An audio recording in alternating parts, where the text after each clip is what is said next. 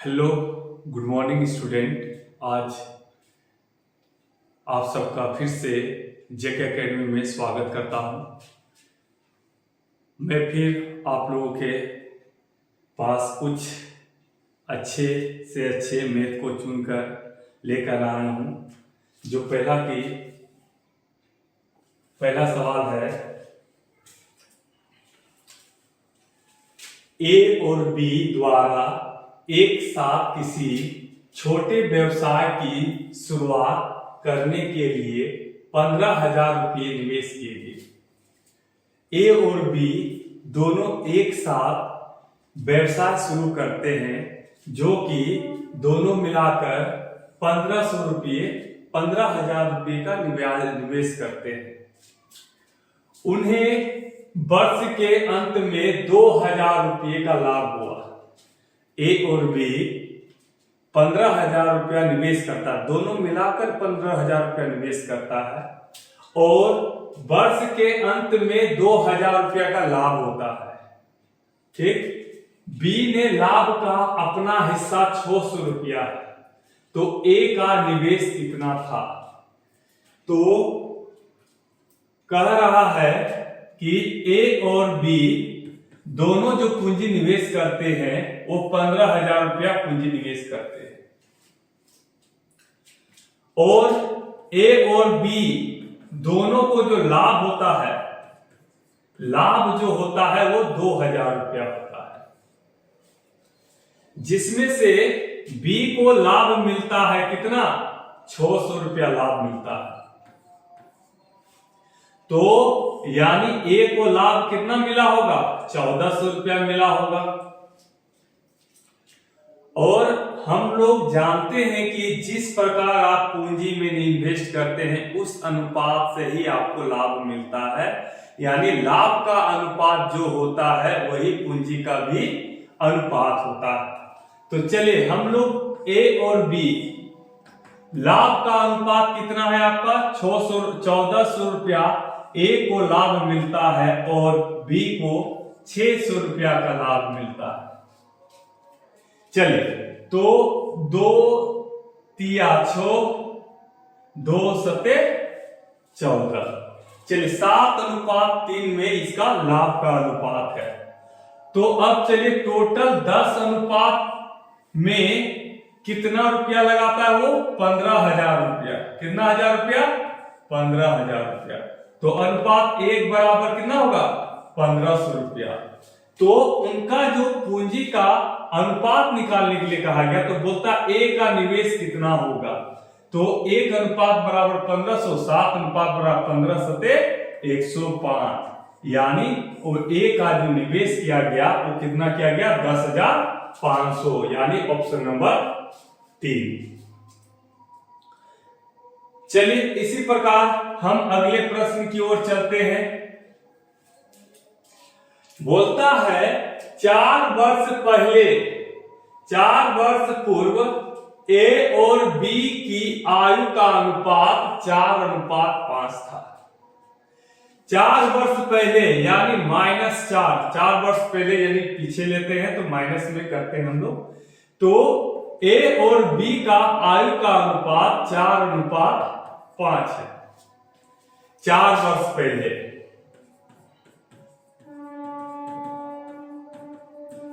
4 वर्ष पहले जो ए और बी का आयु का अनुपात 4:5 था, बोलता है 8 वर्ष बाद, फिर 8 वर्ष बाद ए और बी का आयु का अनुपात 11:13 होगा।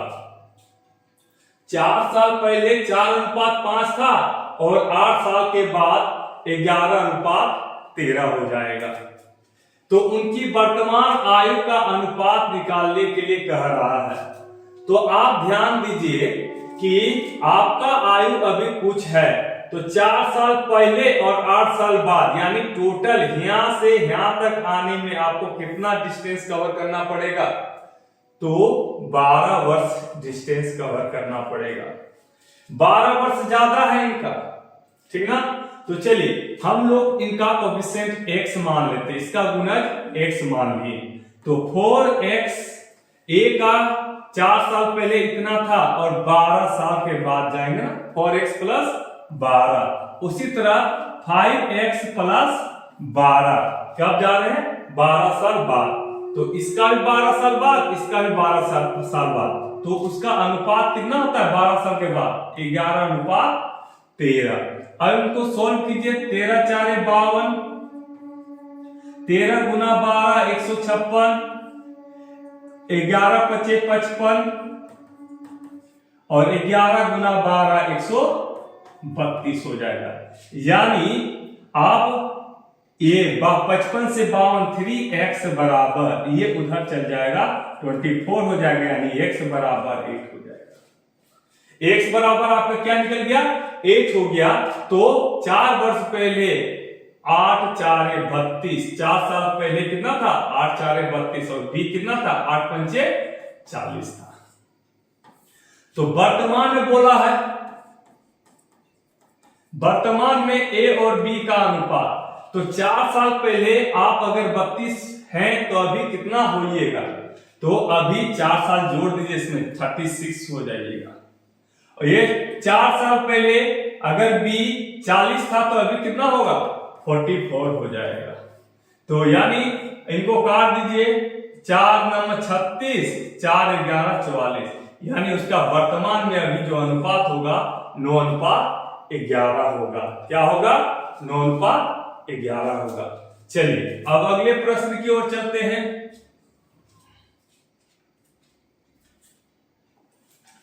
चलिए पाइप ए और बी क्रमशः 12 मिनट और 15 मिनट में एक टैंक को भर सकता है। पाइप ए और बी एक टैंक को, ये समय का अनुपात हम कर रहे हैं, ये 12 मिनट में भर सकता है, ये 15 मिनट में भर सकता है। जब टैंक भरी हो तो C द्वारा x मिनट में खाली कर जाए। जब एक सीट नल भी है जो इसको x मिनट में खाली कर दे रहा है, ये भर रहा है और ये खाली कर रहा है। तो चलिए हमने x उधर देखा, इधर से आइए हम लोग देखते हैं, इनको रेशियो सिस्टम से बनाते हैं। ये कर जाएगा ये 4 बार में और ये 5 बार में। जब इसको पलटेंगे ना तो ये क्षमता का अनुपात हो जाता है, यानी 5:4। क्या होता है 5:4। तो टोटल काम आपका, टोटल वर्क कितना हो जाएगा 15 4 60 बोलिए, इधर 12 5 60 बोलिए। अब इस 60 काम को तो खोला जाता है, ये टोटल काम आ गया। तो आगे बोल रहा है तो टैंक 10 मिनट में भर जाता है। तो जब तीनों आप चला देते हैं, A B C तीनों चला देते हैं, तो आपका ये टैंक मतलब 60 काम आपको 10 मिनट में ही भर देता है। यानी आप बोल सकते हैं अगर तीनों आप चलाते हैं A प्लस B, ये तो भरेगा और ये खाली करेगा C। क्या करेगा C, तीनों चला देते हैं तो आपको ये 10 मिनट में ही भर देता है। यानी आपका प्रत्येक मिनट जो क्षमता आता है, प्रत्येक मिनट जो है 6 का क्षमता आता है। तो ध्यान दीजिएगा A और B मिलाकर, दोनों मिलाकर 1 मिनट में 9 भरता है, दोनों मिलाकर 9 भरता है। तो और तीनों चलाते हैं तो 6 ही भर पाता है, तीनों चलाते हैं तो 6 ही भर पाता है। तो आप यहां पर देख सकते हैं क्योंकि C जो है खाली करता है, इसलिए आप बोल सकते हैं इनको तो 9 भरता है लेकिन 3 खाली कर देता है, जिसके कारण 6 ही भर पाता है। यानी 3 जो खाली करता है ये किनका है, ये C का है। ये किनका है, C का है। तो अब चलिए C प्रति मिनट कितना खाली करता है, 3 खाली करता है। और टोटल आपका 60 है। बोलता है अगर टंकी भरी हो तो C को खाली करने में कितना समय लगेगा, यानी ये x का मान पूछा है। तो टोटल काम आपका 60 है और बटे 3 प्रत्येक बार खाली करा प्रति मिनट, यानी 20 मिनट आपको क्या लगेगा, टंकी खाली करने में लगेगा। यानी x का मान आप बोलिए, x का मान कितना आ गया, 20 आ गया। चलिए अब अगले प्रश्न की ओर बढ़ते हैं। बोलता है 84 किलोमीटर की चाल से चल रही एक ट्रेन एक्स सामने से 52 किलोमीटर प्रति घंटा की चाल से आ रही दूसरी ट्रेन वाई को 12 सेकंड में पार कर जाती है। यदि y की लंबाई x की लंबाई का 2/3 है तो x की लंबाई कितनी होगी? तो बोलता है एक ट्रेन x है जिसकी वेलोसिटी है 84 किलोमीटर प्रति घंटा, और एक ट्रेन जो दूसरी तरफ से आ रही है, ठीक ना, उसका वेलोसिटी जो ट्रेन y है उसका वेलोसिटी जो है 52 किलोमीटर प्रति घंटा है, और एक दूसरे को पार जो करती है, दोनों जो पार करती है, ये जो पार करती है और ये जो पार करती है, इसको समय जो लगता है मात्र 12 सेकंड लगता है एक दूसरे को पार करने में। और कह दिया है यदि y की लंबाई x की लंबाई से 2/3 है, तो देख लीजिए y की जो लंबाई है x की लंबाई की 2/3, यानी x अगर 1 है तो ये 2/3 है, यानी 2:3।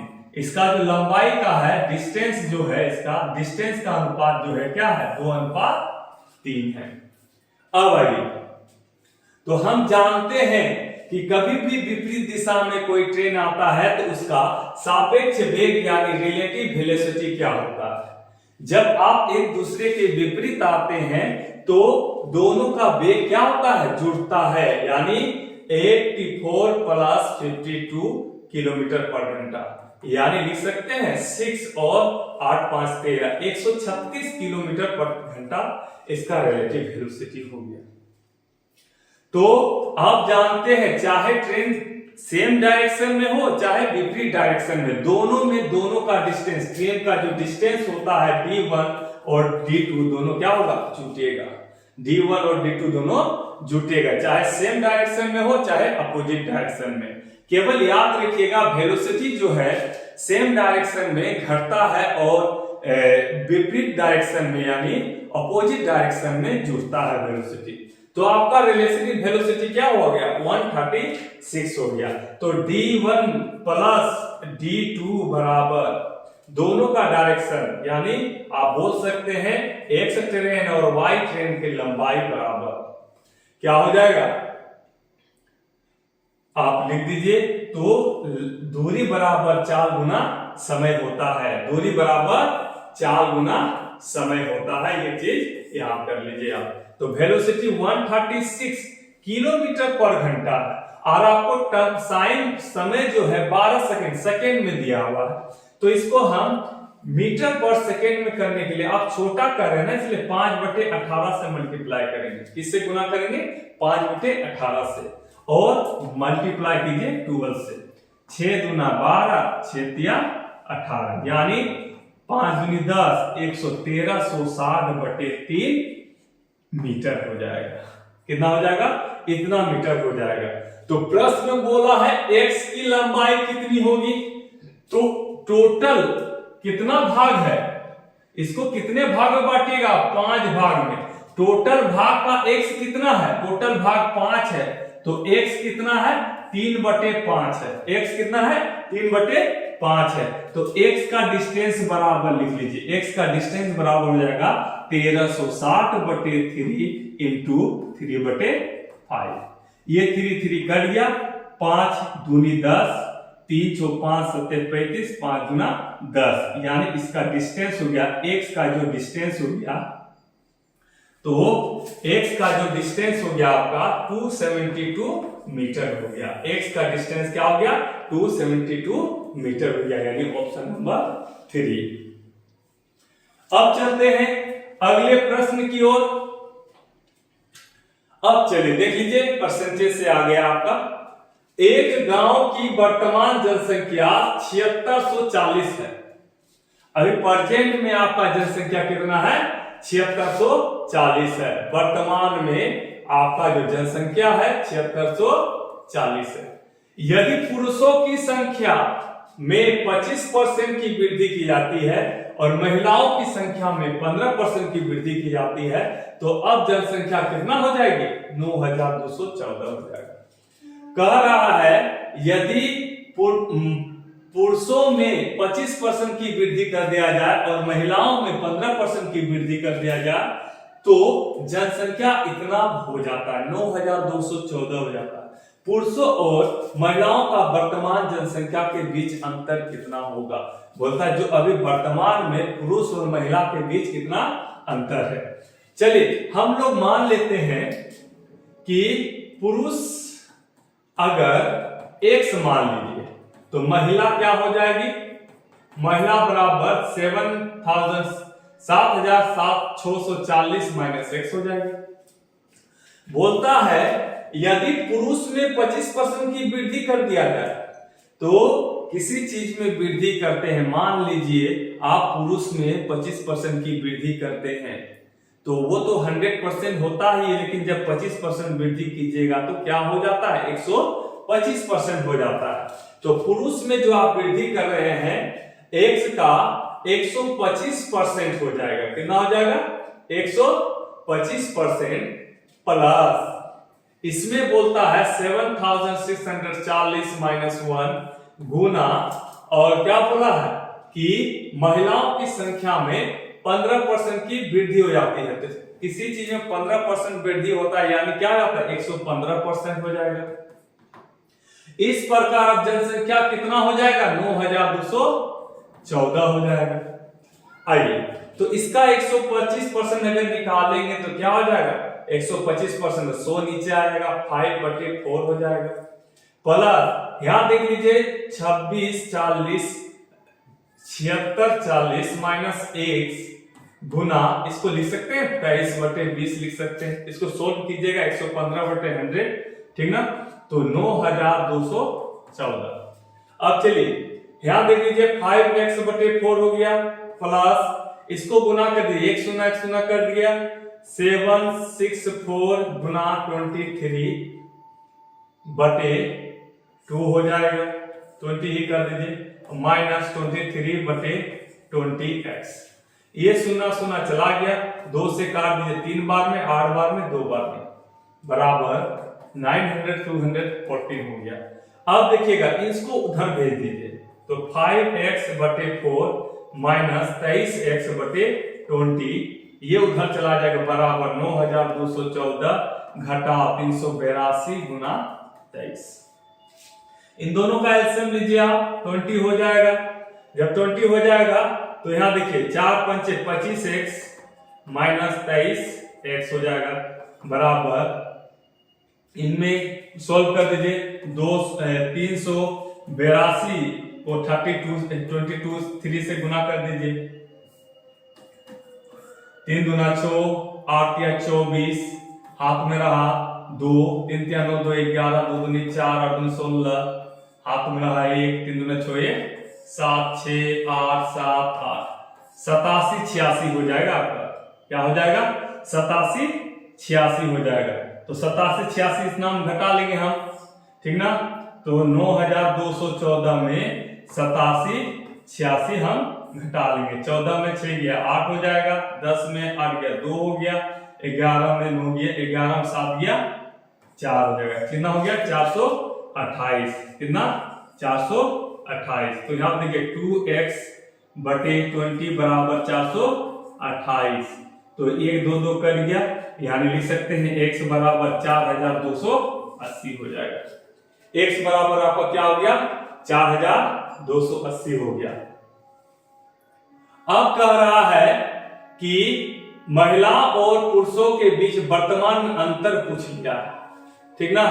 तो ये 4000 पुरुष हो गया, महिला कितना हो गया?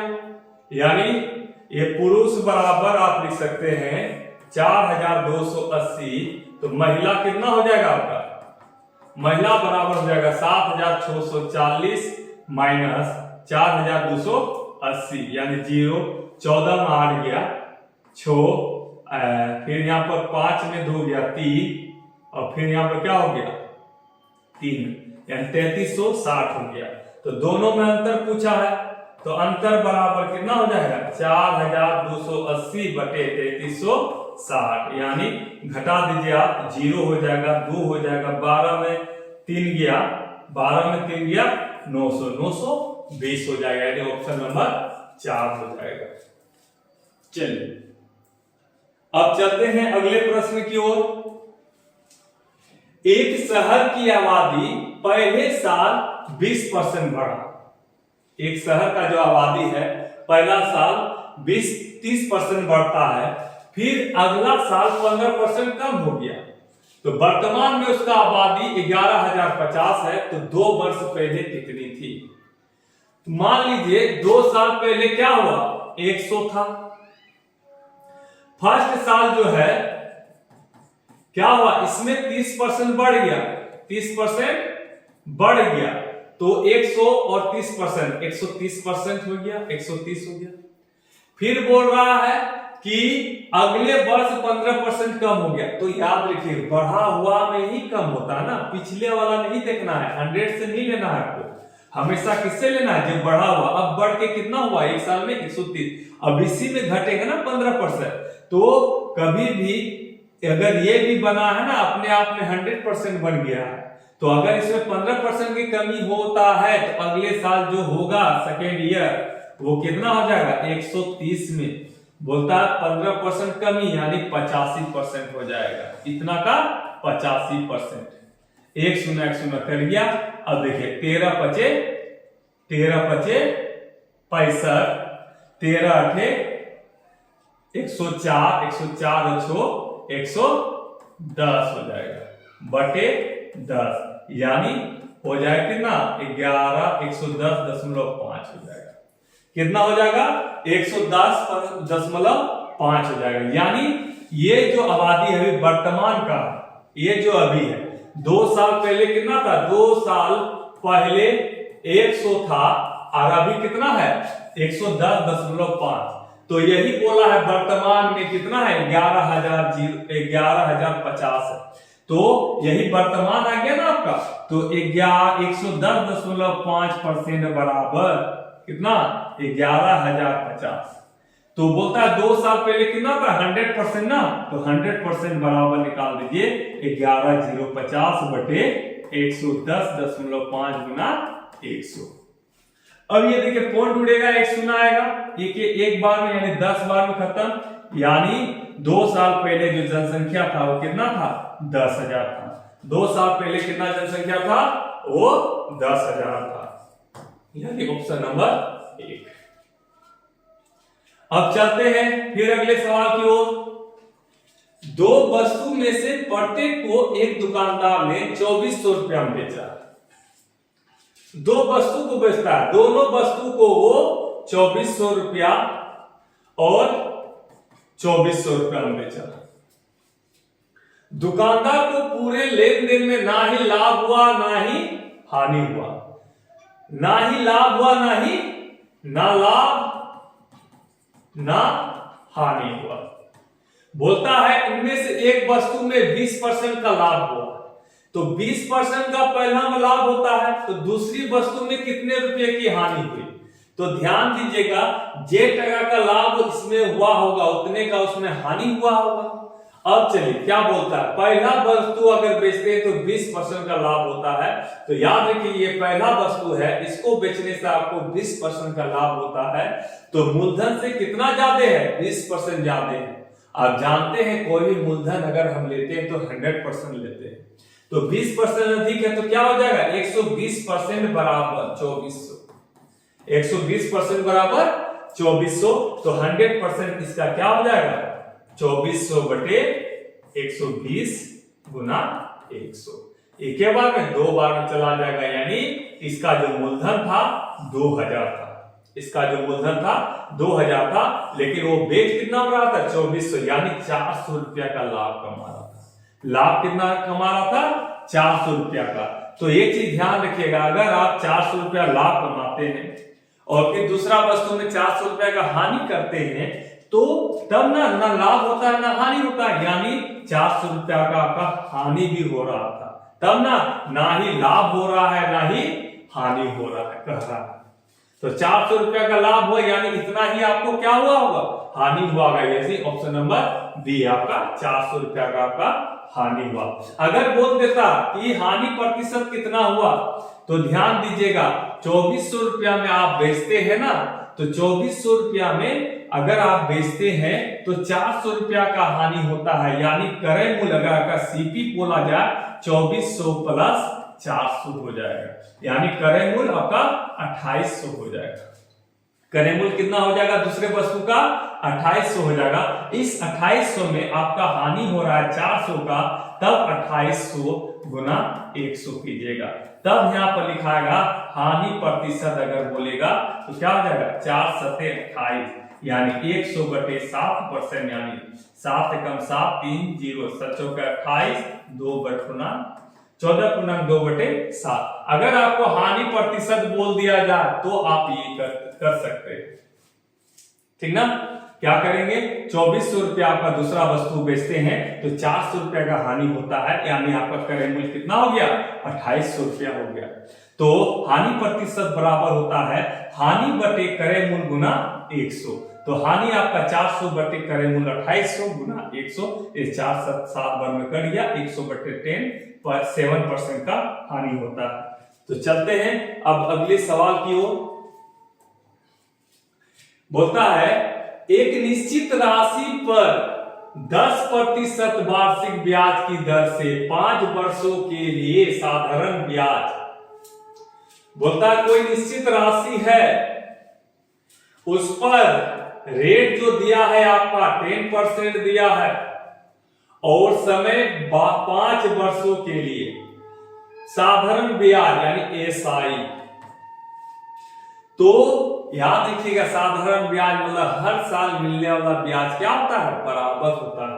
अगर 10% एक साल में मिलता है तो 5 साल में कितना मिलेगा, 50% मिल जाएगा। जो धन है उसका 50% आपको क्या मिल जाएगा, ब्याज मिल जाएगा, साधारण ब्याज। अब आगे बोलता है 5000 रुपये पर 10% प्रति वार्षिक ब्याज की दर से चक्रवृद्धि ब्याज होने वाला 2 वर्ष के चक्रवृद्धि ब्याज का आधा है, यानी 5000 रुपया में जो आपको मिलता है चक्रवृद्धि ब्याज, रेट आपका 10% ही है, लेकिन टाइम कितने साल, 2 साल में जो मिलता है, जो आपको चक्रवृद्धि ब्याज मिलता है, जो आपका चक्रवृद्धि जो ब्याज मिलता है वो आधा है। तो ध्यान दीजिएगा एक निश्चित राशि पर 10% वार्षिक ब्याज की दर पर 5 वर्षों के लिए साधारण ब्याज 5000 रुपये पर 10% प्रति वार्षिक ब्याज की दर से चक्रवृद्धि होने वाला 2 वर्षों के लिए चक्रवृद्धि ब्याज का आधा है। मतलब ये जो आपको मिला अमाउंट, ठीक ना, ये जो आपको अमाउंट मिला, जो ये ब्याज मिला आपको, सीआई जो मिला, उसका क्या है, ये आधा है। ये क्या है, आधा है। चलिए तो ध्यान दीजिएगा, आप बताइएगा कि सीआई जो मिला आपको कितना परसेंट मिला। तो 10% की रेट से 2 साल में 21% होता है। आपको मैंने पिछले वीडियो में सीआई में निकालने के लिए बताया कि सीआई कैसे निकाला जाता है, तो फिर से हम आपको बता देते हैं। जैसे टाइम 2 साल रहे, रेट आपका 10% है, तो 1 पॉइंट के बाद 2 को स्टेप लेना है, इधर ले लेना है। तो ये जो यहाँ पर रेट का स्क्वायर आपको लिखना है, क्या चीज लिखना है, रेट का स्क्वायर लिखना है, यहाँ पर r गुना t लिखना है। रेट का स्क्वायर 10 का स्क्वायर क्या होता है 100, यानी 2 शून्य हाथ में रहा 1, 10 गुना 20 से 21%, यानी आपको सीआई जो मिल रहा है कितना मिल रहा है 21%।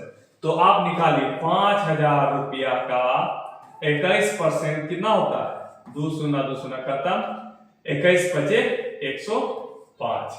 तो आपको जो सीआई प्राप्त हुआ वो कितना प्राप्त हुआ, 1050 रुपया। तो वही बोला है कि साधारण ब्याज की दी गई राशि क्या होगी, तो वो कह ही दिया है। और यहाँ पर 5000 पर जो राशि मिलता है वो चक्रवृद्धि ब्याज का आधा है। ये जिसका जो साधारण ब्याज मिलता है उसका चक्रवृद्धि ब्याज जो मिलता है उसका आधा है।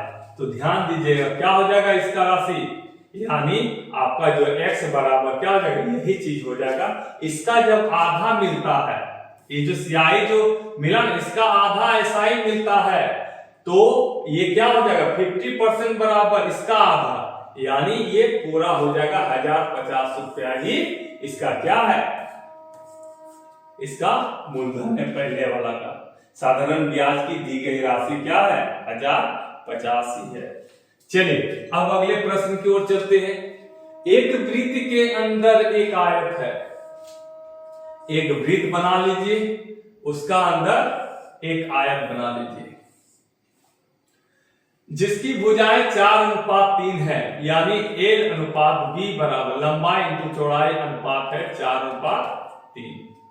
यदि आयत की परिमिति 56 सेंटीमीटर है, परिमिति बोलिए चाहे परिमाप बोलिए, कितना है 36 सेंटीमीटर है, 56 सेंटीमीटर है, तो वृत्त का क्षेत्रफल ज्ञात कीजिए।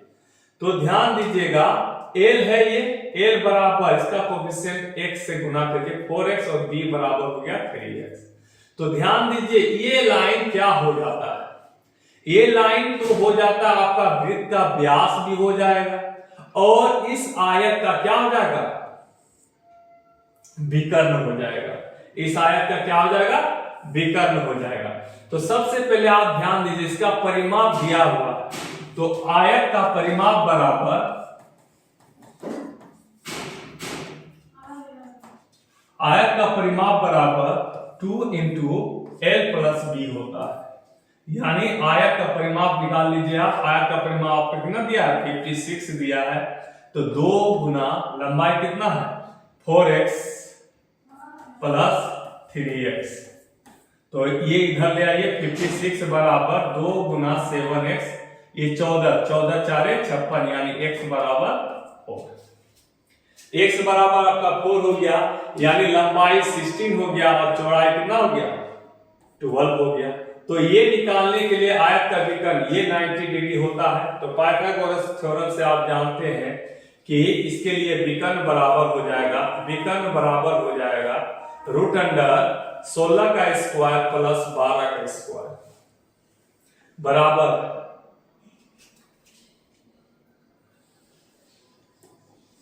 16 का स्क्वायर प्लस 12 का स्क्वायर, तो 16 का स्क्वायर क्या हो जाएगा 256 प्लस 144, ये रूट अंडर, यानी दोनों मिलाकर रूट अंडर 400 हो जाएगा, यानी 400 किसका 20 हो जाएगा।